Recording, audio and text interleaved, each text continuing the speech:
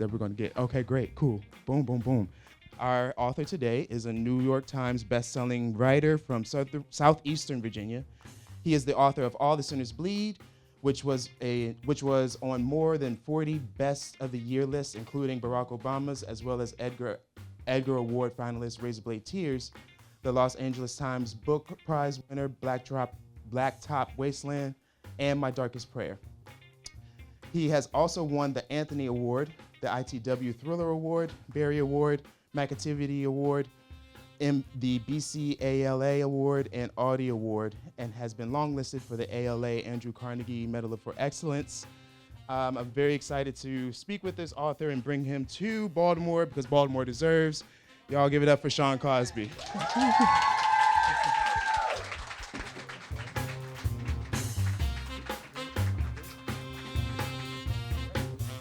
Y'all hear me? Okay. Boom. So, welcome. We appreciate you coming. Thank you for having me. I'm sorry I'm late. I went to the old location. So, and I was like, I got over there and there was a couple nice representatives of the pharmaceutical industry that directed me back over here.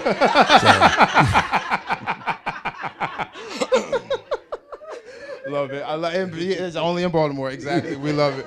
We appreciate it for sure. Let's jump into this part. How's the tour going so far? It's been good. I have 2 additional dates that got added. This one and one in Michigan, and then I'll be done. So the tour was fun. It was really nice. I got to go from Boston. It was Boston, Cleveland, Nashville, San Diego, Pasadena, then come back to Atlanta, Washington, New York, Philly. Ended up in my hometown. Came here, and then, like I said, I got one more stop. So it's been a lot of people came out. I really enjoyed it. Yeah. What's anything? Has the crowd been responding differently? Like, how has the crowd been responding differently based off the last few tours?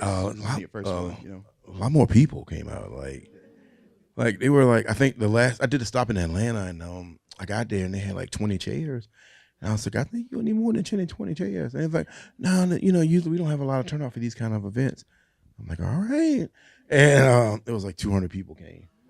So, yeah. So it's been interesting. Like most of everything that I've been on the tour has been really the response that people have got. I tell you the thing that cracks me up on the tour. It is a black lady comes up to me, and this was in Cleveland, and she's like, I never read any of your books before. I said, oh, yeah. She's like, yeah, they were described as sort of Southern noir, rural writing. I thought that's an old white guy writing those. And the soul manifesting itself in the land, right? So when you read these books, Faulkner's always got these old motoring plantations. The weeping willow trees seem to be rotting around the area. There's always somebody in the Southern Gothic book that has a physical disability or a physical malformation. And again, it's sort of this idea that the sins of this land, the blood-soaked land, has to manifest itself in the people, in the actions, in the behaviors. If you add that dichotomy, if you add to that dynamic Black Southern Gothic fiction, which all of that, plus the specter of slavery, plus the specter of racism, plus the misogyny that exists inherently in Southern culture and almost is amplified in Black Southern culture. So for me to be a part of that tradition is a great honor. I think of myself that as a part of that tradition, but obviously I'm not the only. Are we back? Yeah, sorry about that, everyone. It sound like a midnight storm DJ. Right, exactly. Next up, Luther Vandross on the midnight. But no, but to finish the question, I think that the Southern rural noir, Southern Gothic genre is in very good hands.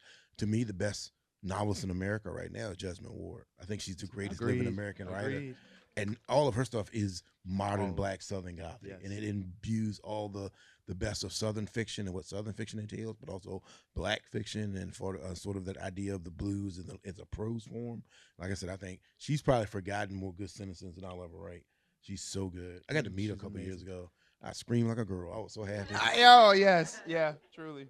I was at the National Book Awards, and they had me up there doing an interview, and they were like, "There's a lot of writers here. Is anybody you like to meet or have lunch with?" And I was like, "I don't want to bother nobody, And then I was like, "But I know Jesmyn Ward is here. Is she doing a signing later?" And they was like, "Yeah." I was like, "Oh, that's cool. That's all I need." And then 5 minutes later, she came over and was like, "Oh, somebody said you wanted to meet me," and I was blown away. I couldn't talk. Ooh. I was talking like English was my third language.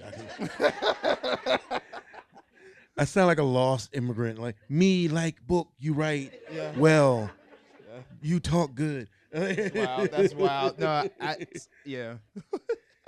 I had I met her at the breakfast that they did at the Enoch Pratt here, and she did a signing with everyone and so forth. And I had kind of the opposite experience. I like dumped on her. Like I just said, I was like, I just want to say your battle with grief is just so amazing. I agree with this and that and that and this, and I'm just so da da da. And she's just like, I had a lady do that to me in Los Angeles at the LA Times Book Awards. yeah. Lady came up, she wanted me to sign Razorblade Tears, and it was a really beat up copy. And she says, "I've read this book 3 times." Like, oh wow! And sitting next to me was Megan Abbott on one side and Stephen Graham Jones on the other. Stephen Graham Jones is an indigenous writer. Wow, wow. Megan Abbott is an amazing crime writer from New York. So anyway, we were standing there, and the lady tells this incredibly heartfelt story that her son was gay, they didn't get along, and they had a really bad accident. He died in a car accident. And she says, when I read your book, I feel like I'm talking to my son. And I'm like, oh my God. I wanted to cry. Stephen was crying, Megan was crying. And then like we gave her a hug. She walked away. It was so funny because the guy behind her, he puts his book on the table. He says, I just really like the book. I don't really have a story to go along with it.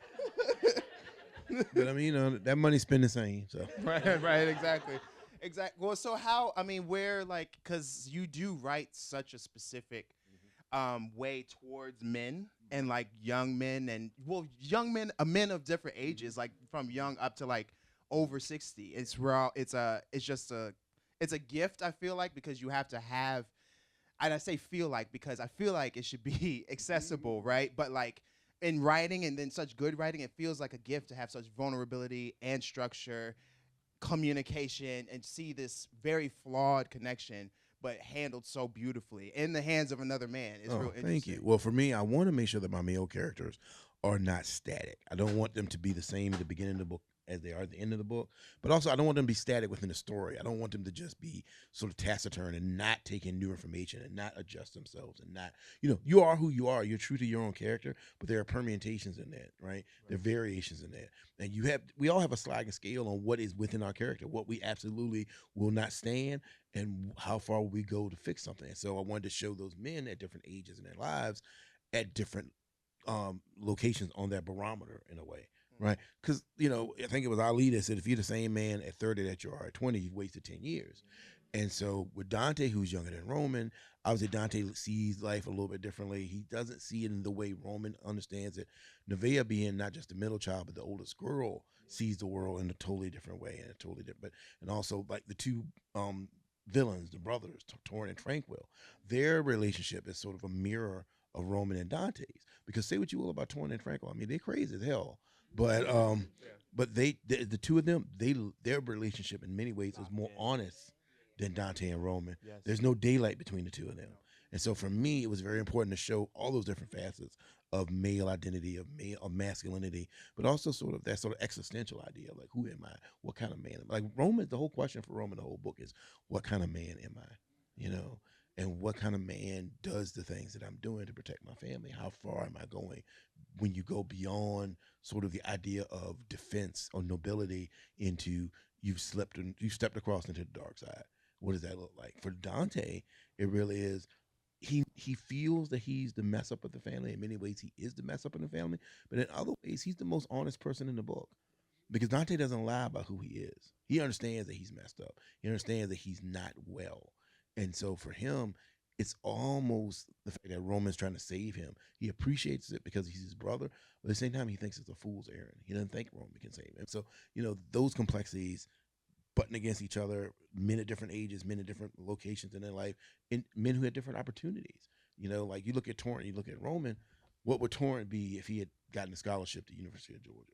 And so those complexities, I try to illustrate them as best I can in a way that is not preachy or pedantic, but also in a way that hopefully is entertaining. Yeah, it definitely wasn't preachy for sure. And like it's like I think it's interesting because my next question was kind of going to be on the pivot of how one has to be like Roman lives a life that's very proper, very suit, but then has this dark side because you open up with a kink. Yeah. And so it's like, and then he's put in this again, like, which got me a whole new level of like fans, apparently. Yeah. Oh, I know it went crazy. I know it went wild because I was like, Oh, okay, cool. Right, no, It's so between the kink and my voice. I've gotten like a whole new set of fans. It's blowing me up on social media. yeah, I read for real, for real. But it's like because there's got to be the pivot was so hard from like to a more philosophic point. It's like the suit, which is the thing that they're like, oh, this will protect you, this will get you forward, get the degree, get the money, da da da da da. And now you're literally like having violence thrust upon you and your brother. And so, what is that pivot from realizing that you can't save yourself, let alone him? You know, For me, the biggest thing with Roman I wanted to do, the kink aspect, I wanted to show that you can have an African American male character who is strong, who is smart, in many ways is ruthless, and still have vulnerabilities and still have things that maybe other people would maybe look askance at or look side eye at. But that doesn't make him any less of a powerful figure, any less than a powerful character. And so that sort of pivot, there's a moment, and I can't get away because not everybody's read it, but there's a moment in the book where Roman does something and he tells himself he's doing it for the three of them, us three and nobody else but us three. If it comes down to a choice between choosing this person and choosing us, I'm going to choose us every time. The moment he does that, he's on his pathway to a very dark story, and a friend of mine, Kelly Garrett, who's an amazing writer, wrote Missing White Woman, the Hollywood homicide series. I remember she read an early draft of his book and she said, if the three of them would just talk to each other, this book would be 12 pages. And it's true. But that's what I was trying to articulate also, to illustrate that you can love a sibling, you can have great love for them, but if you're not communicating with them, you're missing a really significant component to your relationship. And that missing component can have far-reaching ramifications. I think also with Roman, somebody said this to me the other day, and I kind of laughed because I didn't intend it to do this, but I guess it in them, if you've read the book, in many ways, you could see this as a villain's origin story. You could definitely look at it that way. And it's this idea of this. There's an old literary trope that the villain is the hero. Every villain is a hero in their own story. I don't know if I believe that because I think there are villains who know they ain't shit. Like I think you gotta know you ain't shit to be a good villain. right. I don't know. The point is, you ain't shit, but you don't care. Yeah, See, right. I had a friend. I was talking to a friend of mine, and she broke up with this guy, and she was like telling me this really just goofy stuff that he was doing, and I'm glad she told me after they broke up because she told me like before I came and seen him. I was like, she's a good friend of mine, I'd have came and had a conversation with him. But anyway, she was saying some stuff, and then she said, I can't imagine why he would do this, why he would say that. I said, because you're a good person, and good people can't enter the headspace of shitty people. They can't. You would never occur to you to do X, Y, Z because you're the type of person that actually cares about how people would feel. So X, Y, Z is going to cause A, B, C. People who are basically people who are narcissists, people or people who are sociopaths, they don't think that way, so they don't care. There's this whole new psychological term. I see it online all the time. I was dating an avoidant, or I'm an avoidant, or I grew up as an avoidant, or I have an avoidant in my back pocket. And it's like, you're not an avoidant, you're just an asshole. Like, it's a new word for people who don't care about other people's feelings. Because here's the thing, and a friend of mine, a psychologist, said, and I kind of worked this into Nevaeh's character. People who say they're avoidant are not avoidant with the people they really care about. So, if that was an actual psychological term, you couldn't turn it off. So, well, we do that with time already. It's like, oh, I'm busy, I'm busy, I'm busy. You're not too busy for what you want to make the time. Exactly. Yeah, exactly. Nobody's too busy for the stuff they want to enjoy. And that's the thing. It's hard for Nevaeh and for Dante. I think it's hard for them to sort of accept that Roman, basically in many ways, they feel like he left them. And he did, really. Now he'll tell himself, I did this because I had to. I'm banking money for my family. I'm going to be a millionaire. Eventually I'm going to come home. Now, he hasn't said all that in the book. He maybe not even said it all loud, but I think he thinks it. I think it's the thing that helps him sort of sleep at night. But then you have to flip and look at Dante and Nevaeh. And maybe Nevaeh more than Dante, been holding down the business, fighting the good fight. So that family dynamic is really interesting as far as like the pivots and the changes and the twisters, the way that the characters see themselves and the way they see each other. It constantly is rotating, it's constantly moving because they're not communicating, so they're not nailing down their understanding of each other. The understanding they're coming from ideas they had, their overthinking, their insecurities. And again, that's another big part of the book. Communication is key to having a healthy family. And well, I wanna ask this question that's kind of a seed for the women, but specifically the black women in this room to say for the Q&A of something whatever's, because I feel like that trope you just described, it's like there's a trio of siblings. One of them's a girl. The girl's the one that communicates, the one that holds it down, the one that has it all together, and then there's these Tweedledee, Tweedledum on both sides that she's got to like bring along with her, you know. And I think it's real because like my mom was that, and then my dad had 2 sisters who were. It's like it's interesting how common that is, no matter the dichotomy, right? So I'm like, as a writer, like how did you find the humanity in Nevaeh and like make sure that was at the forefront? The main thing with Nevaeh that I worked on is I wanted her to seem frustrated but not bitter. I didn't want her to trip over into being bitter yet, which she's given up 100%. She's close to giving up, but she hasn't given up all the way because she still got those pictures of the safari on her wall. You know, one day she wants to go on that trip. You know, even when Roman talks to her about it, he said, well, I'll come back. And she's like, yeah, right. He said, no, I will. That's him reaching out to her. He does want her to have those things. He wants her to have those freedoms. But for Nevaeh, she's fallen into that trap, like you said. My mom did it. A lot of African-American women fall into this terrible trap, this situation of holding everything together. You know, tap dancing with a bowl and pot of water, and trying not to spill it.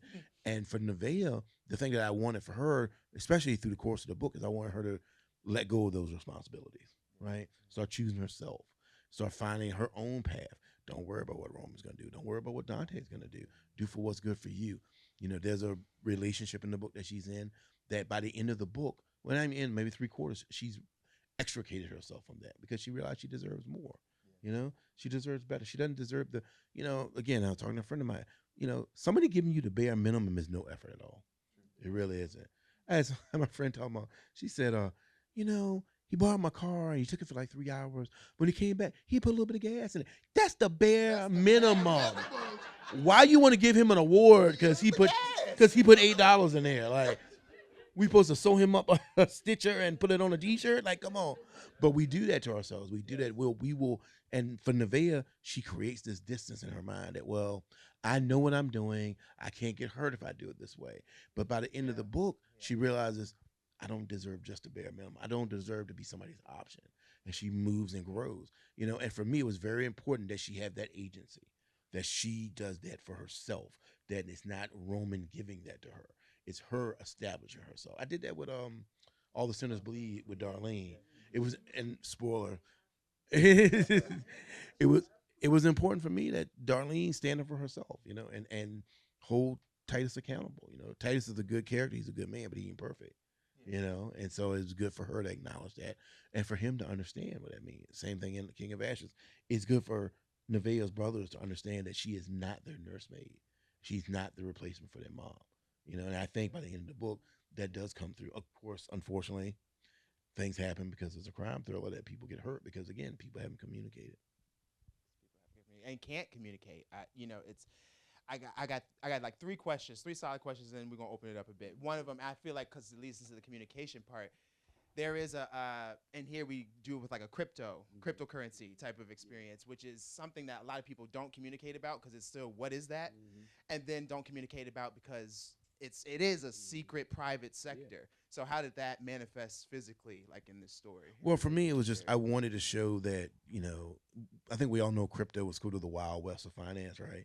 I wanted to use the crypto transactions and the stuff that Roman knows to show Roman has a certain moral flexibility. He keeps telling us, and it's even down to his name. Like Roman, when you think about the Roman Empire, in the waning days of the Roman Empire, they thought they still strode across the land. They thought they still ruled the world when their empire was breaking apart on the edges. It was falling apart. It was being raided. I like thinking of Roman like that, where he thinks he has it all together. He is smart. He's very smart, but his intelligence almost doesn't outstrip his hubris. He's got a little bit of arrogance in him. And so for me, the crypto thing was showing that he tells himself he's a good man. He tells himself he's doing these things to rescue his family. But underneath that, there's a dude who understands how to manipulate the market with crypto. There's a dude who understands how to do illegal stuff and get away with it. And so you start seeing that if his morality is a yin-yang sign, you start seeing it twisting from the full white down into the black. Yeah. Wow. Yeah. Keeping sort of with like a larger picture, like landscape, like this is another piece set in Virginia and like in like the rural areas as well. It's like, and this one's in Petersburg, heavily. Well, it's inspired by Petersburg. Right. See, that's the look. You gonna give me shot on Lucy Pearl? Look, this is what I'm saying. Let me shut my mouth because I'm like, sometimes I've been in Baltimore for a minute. I forgot I am 804, ain't it? I'm Richmond born and raised, honestly. So it's like. But I think that's also what excites me about reading it, and then on like all the things we've touched on, because it's like, I'm hearing a lot of cities that are not said, or a lot of areas that are not said. Yeah. And it's like I can't help but find the history points that even that I just like me personally, south side of Richmond, down the street from Huguenot, Mm-hmm. by way of Jackson Ward, Yeah. and that is enough history if you know Richmond, right? And so it's like I don't know. It's so Well, the for landscape me, for this. yeah, the setting it was really important. Like growing up, whenever I saw Virginia in media, like you saw it in a movie or on TV, it's always Northern Virginia. It's always the CIA. It's always the FBI thing in Quantico or whatever. So when I started writing, I definitely wanted to write about the area. I'm from Southeastern Virginia. I'm closer to North Carolina than I am to DC. I grew up on the Chesapeake Bay. My dad was a fisherman for 35 years. I grew up working on boats and doing landscaping and everything. So that area has a long, really rich history going into Central Virginia. The way I describe Jefferson Run is the way a lot of cities in the South have sort of been decimated. Textile manufacturing, chemical manufacturing, all that moved out. So you go down. I was in Birmingham last. You go through Birmingham. All those steel mills that are closed, all those textile factories are closed. Same thing in Petersburg. Petersburg used to make windows and brake pads and all these different factories. They're all gone. And a lot of times when that happens, when legitimate business moves out, criminal business move in. And I wanted to talk about that. And I also wanted to talk about the fact that, like with Petersburg, how it's being regentrified. Petersburg for a long time was like the murder capital of Virginia. It was so dangerous. And in the last 5 years, you've had people come in. They take, like I was joking, but they'll take all of Lucy Pearl. They'll knock down all the one-story houses and then build luxury penthouse, not penthouse, but brownstones there. And then the people that lived there, they're told, well, you have the opportunity to apply. Yeah, you have the opportunity to apply, but the rent's 3 times what you were living. You can't apply for that. It's like, I got to go get an extra job right now just to talk to you. And so just to file the application fee. But, and so I wanted to talk about that. I wanted to show again, not trying to get into spoilers, but there's a land deal that happens that Roman becomes a part of. But it's sort of like it's the melding of the two worlds that he's in now. The land part of the financial part shows his business acumen, but the way they go about getting it shows how he's fallen into this criminal activity. And it's the sort of the two sides of his personality sort of melding together, showing for the first time that he is, is he the hero or is he just a protagonist? So. Yeah, that's a great question. Yeah. All right, not me holding too much, but I just want to ask this last question, then I'll open up to everybody.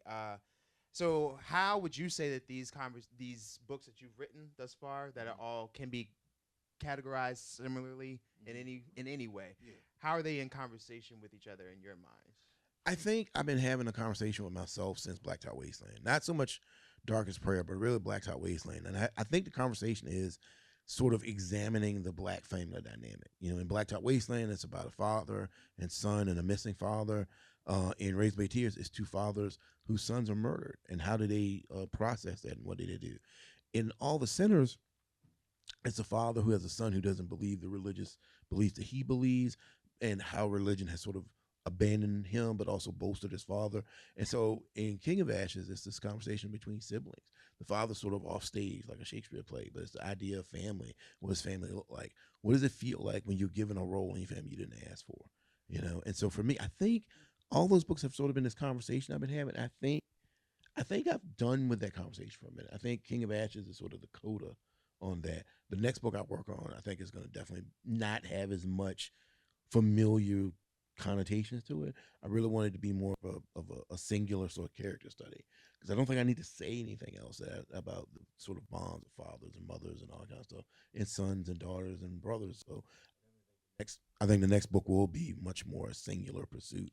But I do think all those books are talking about family, talking about the black family dynamic, the Southern black family dynamic, because that's unique within itself too. Sort of the idea of a big mama and everybody's home is sort of satelliting around her home, and much like the movie Soul Food, Sunday dinner is important. Big cookouts are important, or barbecues or what have you. I wanted to talk about that, and I wanted to sort of have a conversation with myself about it. But like I said, I think I've said what I want to say, so I think the next book will definitely be in a little different direction. Y'all, well, that's what he said what he wanted to say, y'all. Thank y'all for truly continuing building your legacy as an amazing writer for sure. We appreciate Thank you very sharing. much. Any questions? I'm happy to call on any raised hands. Yes. Or right you. Yeah. Yep, we got you.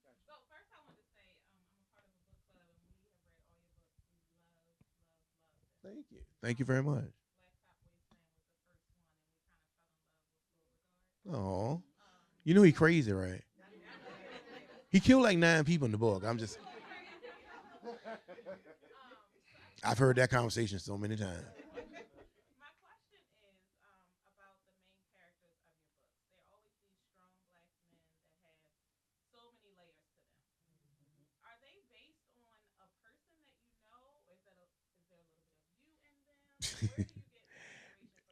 It ain't me, but I like to tell people if I was twice as smart as Titus, I'll be half as smart as I am. I think there are amalgamations of men that I knew growing up.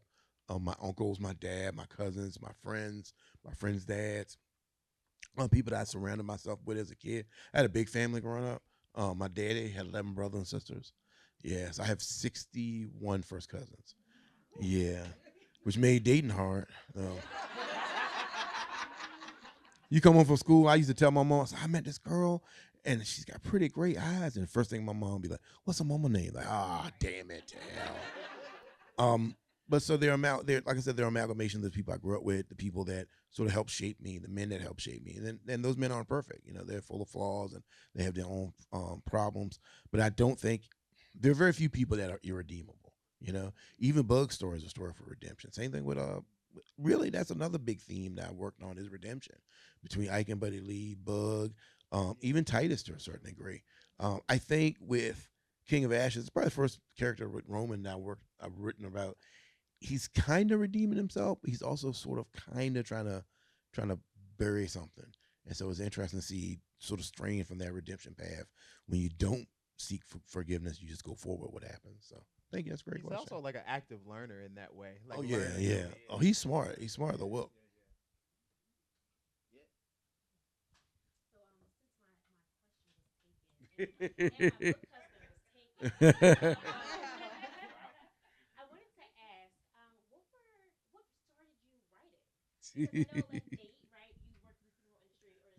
Yeah, but I was writing before that.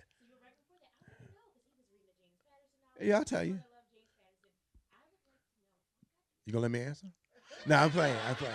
I'm messing with you. I'm messing with you. I'm messing with you. So I grew up in a house full of readers, right? My grandmother read romance novels when I was little. My mom read nonfiction, like historical books and biographies, but she also read Greek mythology. She was big on educating herself about different cultures. My uncle, who lived with us, he read detective novels, so he would give me his detective novels when he was done reading them.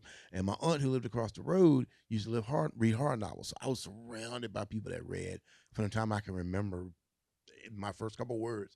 The first 2 words I learned how to spell were siesta and mirage because my mom had this book that had all these different words in it, and she said I read that when I was 3.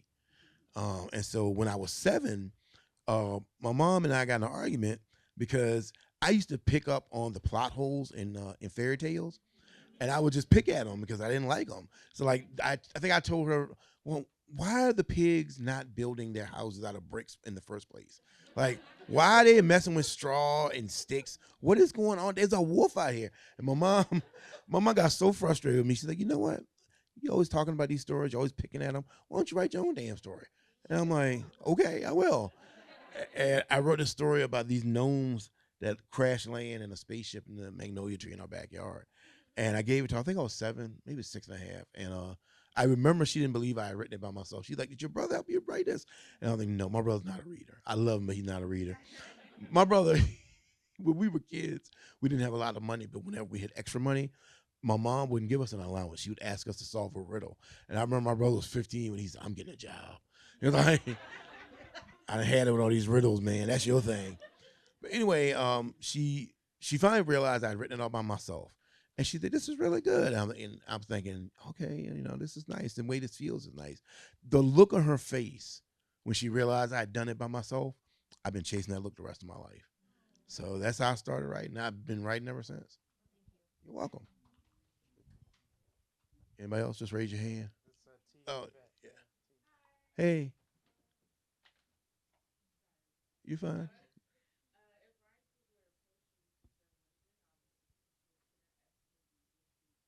I'd actually like to write something original. Yeah, I like to write something original. I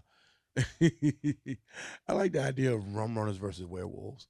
Like trying to get out of Louisiana with a load of moonshine, and you got to get through these werewolves, and it's two brothers riding down the road, and they're souped up Dusseldorf. I like the idea of that. So. Are you pitching out there? No, 'Cause no, I'm I'm now just. seeing it. I'm like, wait a minute. Yeah, why isn't that happening yet? Come on, what? I know, right? I'd love for him to do something with one of my books, though. Like, if I had my choice, I think he could do something really special with Blacktop Wasteland. I really do. So, but I don't have the choice. 'Cause I sold the rights. So, but thank you for the question. We have one there. Or you. Yeah, you. Yeah. Yeah.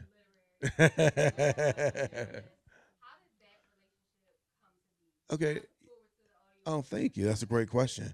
So when I wrote Blacktop Wasteland, they sent us the audition tapes for the different narrators that wanted to narrate the book. And I think the first four, because it takes place in Virginia, they like was really leaning into a southern accent. So far, they sound like Foghorn Leghorn. I was like, I listened to the tape and it's like, I say, we're gonna get the car now. We're gonna go down to the jewelry store, boy. And the moment I heard Adam's voice, I was like, that's how Bug sounds in my head.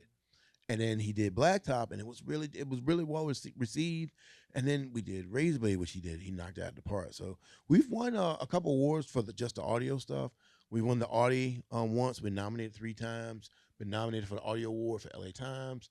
We won the Audio Award for the International Thriller Writers Association. So it's been a wonderful, wonderful relationship. I just wish my grandmother was alive because he used to be on Young and the Restless. And if you're a Southerner of a certain age in the summertime, it's your grandmama box fan, a jug of juice, and Victor Newman helping to raise you, because you can't keep running out the house. The store is his own, and so I just wish I could tell my grandmother Nathan Hastings narrates my books. We have another question. Yes, yeah. It's funny you said that. I just got the drawings today. Yeah, I wrote a sequel with Questlove called Time for a Change. That's coming out next year, April 2026. I think actually 23rd. Cajun Raheem go back in time to 1978 and run into future President Obama. So I just finished like I said, I got the interior drawings for it the other day. It looks really good. Yeah, yeah. Which was fun writing those books. Questlove and I did the series, the Rhythm of Time series, the sci-fi, a middle grade young adult series. It was really fun. He's an incredible guy to work with. He just don't sleep. He don't. He'll call you 3 o'clock in the morning because his real name is Amir. So like, Sean, it's Amir. I'm like, yeah, I idea for the book. And I'm looking at my watch. I was like, this couldn't have been an 8 o'clock email. Like, he said, what are you doing? I said, I'm sleeping. Oh, I'm in Japan. I'm like, oh, well, that explains it, I guess. But he's really nice. He's a real nice guy. And we finished the book. He invited me and a friend up to New York. He got an award from the New York Literary Circle. And then he DJ'd for like an hour after the banquet. And as long as I live, I'll never forget seeing Stacey Abrams and Susan Rice run to the floor when you hear that snare drum from Poison hit. It was so much fun. It was wild. It was wild hanging out with him. We did the Tonight Show, and we were getting ready to go on stage. And he turns to me. He's like, "Hey man, you all right? You nervous?" I was like, "Yeah, I'm a little bit nervous, man. I ain't never been on TV before." And he pulls this little Altoid tin out of his pocket. He's like, "You want some edibles?" I'm like, "No, thank you. I gotta talk." He's like, "Okay, well, I'm gonna have a couple." I was like, "You do what you want, man. This is old hat for you." But he's one of the nicest people. It's really one fun working with him. Yeah. Anybody else? Just raise your hand. Oh, in the back. Yes, ma'am.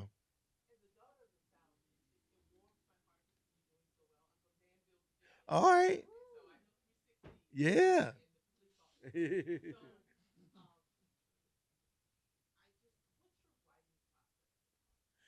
It's a mess. I'm lazy. I'm the laziest writer in the world. But before I started working full time as a writer, I used to work at a hardware store as a manager. And I had to be there 7 o'clock every morning. So I had to get up at 5, and I'd write till 6. And then I had an hour lunch break, so I'd write on my lunch break. And then when I got off work before I went to the gym, I'd I'd write for 2 hours. I wrote on the weekends, um, Sunday mornings, Saturday mornings. Once I got started doing like writing as a career, I sort of I didn't have to pressure myself that much to squeeze in time to write. So now I get up at 9, I write from about 9 to noon. I go have lunch. Sometimes till 2. I'll do 2 to 4.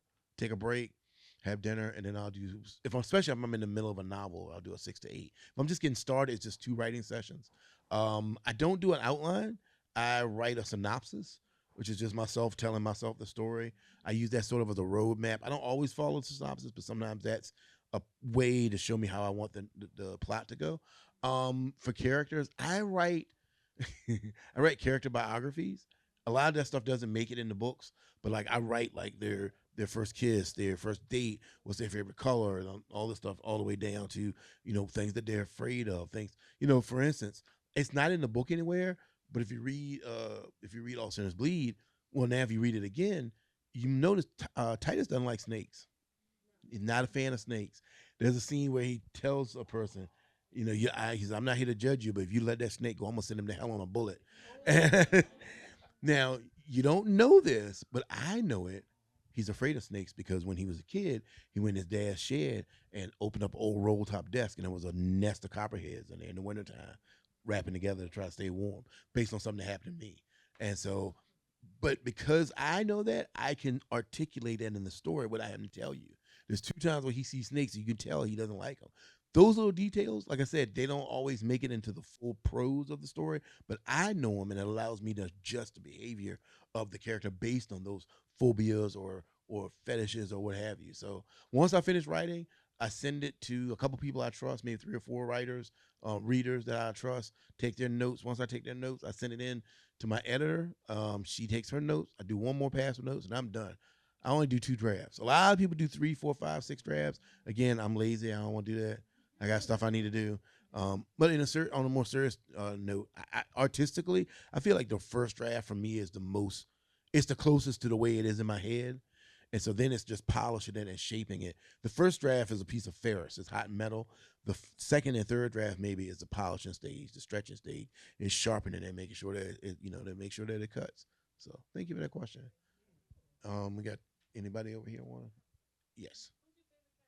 Oh, that's like asking who my favorite children. I ain't got children. Um, I think I guess my favorite my favorite is probably Bug, but not for the reason you think. I think my favorite is Bug just because he was the first character I wrote that sort of set my career on path. I like certain aspects of Bug, but if you ask me the character I want to hang out with, I'd hang out with Titus. Because Titus, I think, would be fun to hang out with, have a drink with. Bug, I think, would be fun to a point, but I knew a lot of people like Bug growing up. Like my cousin, I used to have a cousin named the Maul, Maul, because he got that nickname because he hit a dude one time, and the doctors thought he had been hit with a hammer because his fist was so big. And he was that type of dude that he had a very hair trigger. One night we grew up behind a bar, and we sneak into the bar through the fence. We're in there, so it's me, my brother, and Maul. We're all kind of big, but Maul's huge. And we're standing there, and Maul was wearing some sports team's hat. And this older guy who's been drinking comes over, and he's like, "We don't allow to wear them kind of hats in here." And my cousin Maul was like, "Well, if you don't want me to wear it, you take it off me." And so a dude comes over there. I was talking to a girl. All of a sudden, I heard this thing. It sounded like a gun going off. And I looked, and Maul was open hand slapping this dude. Still wearing the hat, open hands, and every slap sounded like a rifle shot. Just pow, pow. And so I turned to my brother. I was like, "Go get the car. We're not gonna be able to stay here." And I think that's how Bug would be because of all the rage and pain he has inside of it. I think Titus would be cool to hang out with. I think if I was in a fight, I'd call Ike.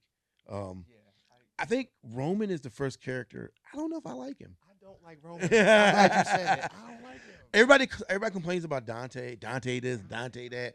But no, sorry. But I feel like Dante is broken inside. Yes. But I don't know if I like Roman because there's a point where Roman starts lying to himself. There's a point where. I got another question. Okay. Go ahead. No, go ahead. That's my thought. But that was my thought. Yeah, that was it. What's your question? Well, no, because I think there's an interesting, like, we learned that essentially you wrote a dark veil that followed them or whatever, and it was the event of the book. I'll just say that. Yeah, I know right? what you're saying. Yeah. So when you look at that moment and you look at how, again, 3 separate ages of men, who said what to who, and then how that person who's kind of in the middle and the person who's at the youngest level is an event. I don't want to spoil it. I'm sorry, but like an event happens that does put them all on a trajectory for life. So at some point, Roman, you got to just grow up and look at Dante, who is also growing up, but behind you, and the man who was before you, who just didn't give you the tools. That's hard because that little boy in you needs something, but you got to parent him because now here's another one. And I don't know. It gets and so mixed. Roman thinks he has the strength to do it, but he doesn't. He really doesn't. doesn't. No. And and that's the interesting thing about him. I don't hate him though. I just don't know if I like him because he's the type of person I don't know if I could trust him because there's a ferocious ambitiousness in him that I don't think anything will satisfy. And this is the difficult thing I think about. Roman is the type of person that tells you himself he's a good person because he pays for everybody's drinks at the bar. Yeah. And he tells himself he's a good person because he's nice to his girlfriend, even though he may have gotten her boyfriend killed. So he's able to compartmentalize that a lot. Now, there's people that are not in the game that are like that. They'll tell themselves they're a good person. Well, I'm a good person because I sent that floral arrangement. Yeah, but you're the reason the floral arrangement needed to be sent because you was talking some trash about somebody and they got stabbed. And so I think for me, that's an interesting sort of aspect of his characterization is, do you have to like a character to like the book? Exactly. No, because that's why it's like, the Gilchrist brothers, both of them, Tranquil and Torrent. Yeah. I don't want to meet them ever, I swear. But like at the same time, I would meet them before I ever wanted Roman to walk in the store. Well, like I said, there's a sort of honesty between them that doesn't exist between Roman and his siblings. So that's actually a good question. I guess we got time for like maybe 2 more questions. Yes. So you expressed you would want to do something original, like if Ryan Coogler comes. Being a writer, you kind of have free reign to do what you want, whereas in the studio system, you get a lot of notes. Yeah. But your material is so fresh and in a time where studios want original stories. Is that something that you can see yourself really segueing into? It's interesting you said that. So about a year ago, I wrote an audio drama for Audible called Broke Down Profits. And it's Jonathan Major, Brian Tyree Henry, Darsha Panosha from Orange is the New Black. And it was really like writing a script. And it wasn't but because it was audio, it didn't have as many notes. And I've been lucky to make friends in LA with people that work in the film industry. And I had an opportunity, a guy approached me about doing an IP. And I was like talking to a friend of mine that works out there. He says, here's the thing. As a writer, you got one boss. You work in the studio system, everybody's a boss. And he said, if that's what you want to do, just know that you're not going to have the same autonomy. It's like I'm doing something currently for Marvel, and I'm doing a novelization of a character. And it is like that. It's very much you have to do it the Marvel way. And that has been sort of limiting for me. It sort of have been a little stifling for me. I do have a couple of original ideas. I'd like to write a film script one day, but I think I'd have to do the thing where I just wrote it and then let somebody else mess with it. Like let somebody else direct it, let somebody else take the notes. I'll just give you the basic idea and then somebody else can run with it. I just learned that I'm not great with collaborating, And so for me, I think it's best for me to write my original novels and stuff. But yeah, if I could write screenplays and just not have to adjust them for anybody, I'd love to do it. I have a couple ideas now, so I guess I got time for one more question. Was over it? Yes, ma'am.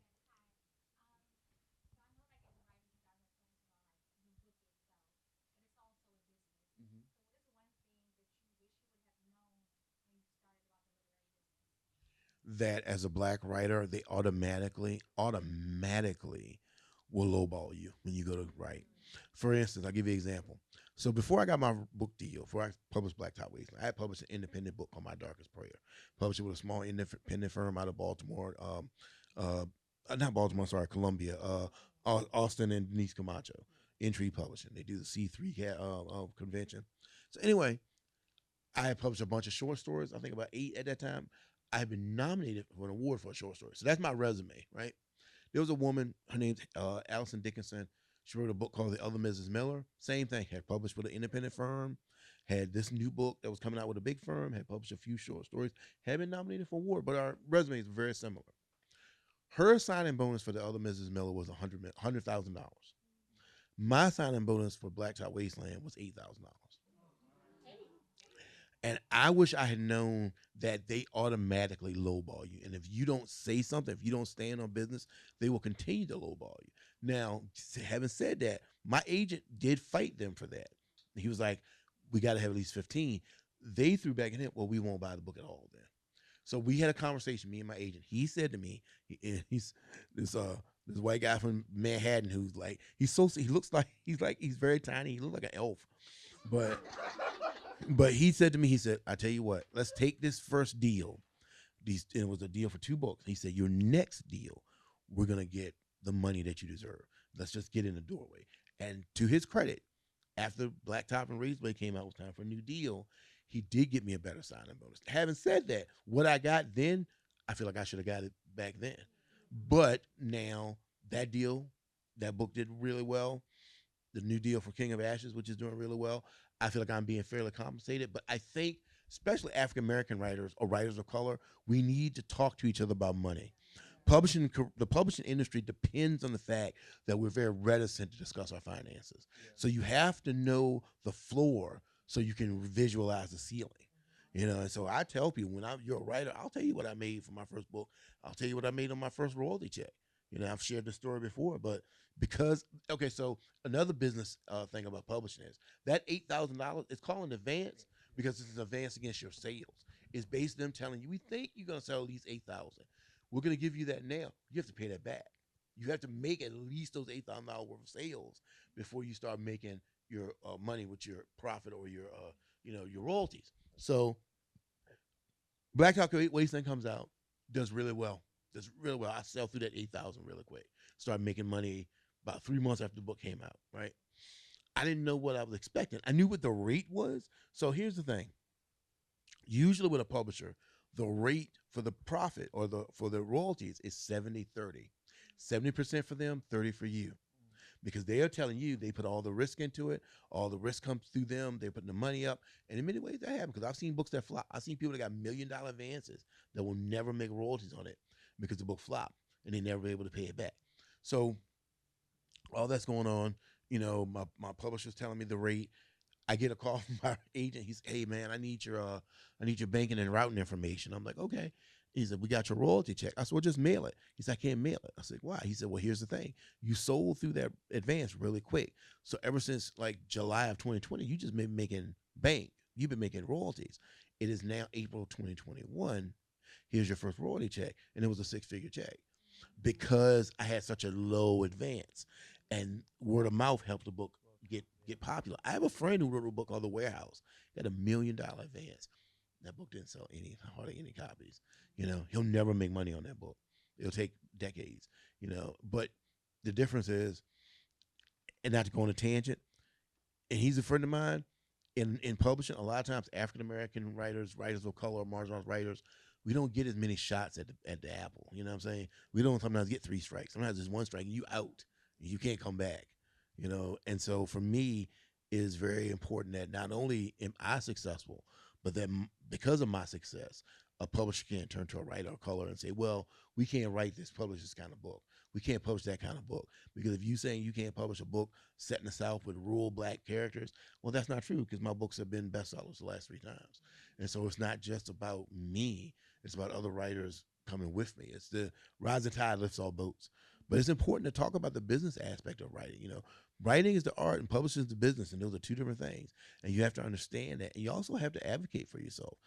I've been in meetings where, people have told me, we're going to do this, this, and this. And I'm like, well, you're doing this, and this for this other book. Why can't I get some of that? You have to stand on that. You have to have an advocate, an agent who does that for you. All of that is important if you want to be successful, and especially if you want to be successful as a writer of color. We got to be twice as good to get half of what they get. So that's definitely something I've learned the hard way.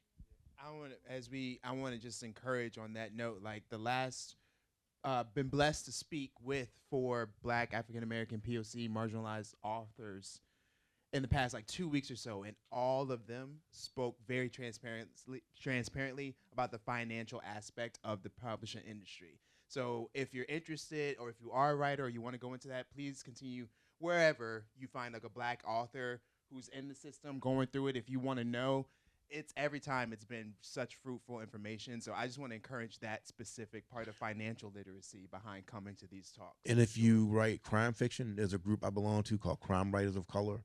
You can just Google us. It was founded by Kelly Garrett, Walter Mosley, and Gigi Padian. It's a group that helps crime writers of color, but it also stretched out.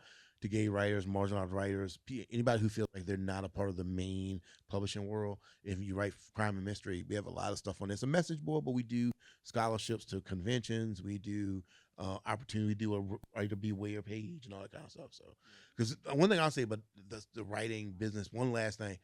A lot of times, if you're an aspiring writer, you try to get an agent. Two things. And if an agent ever tells you that you got to pay them, that's not a real agent. Money always flows to the artist, not the other way around.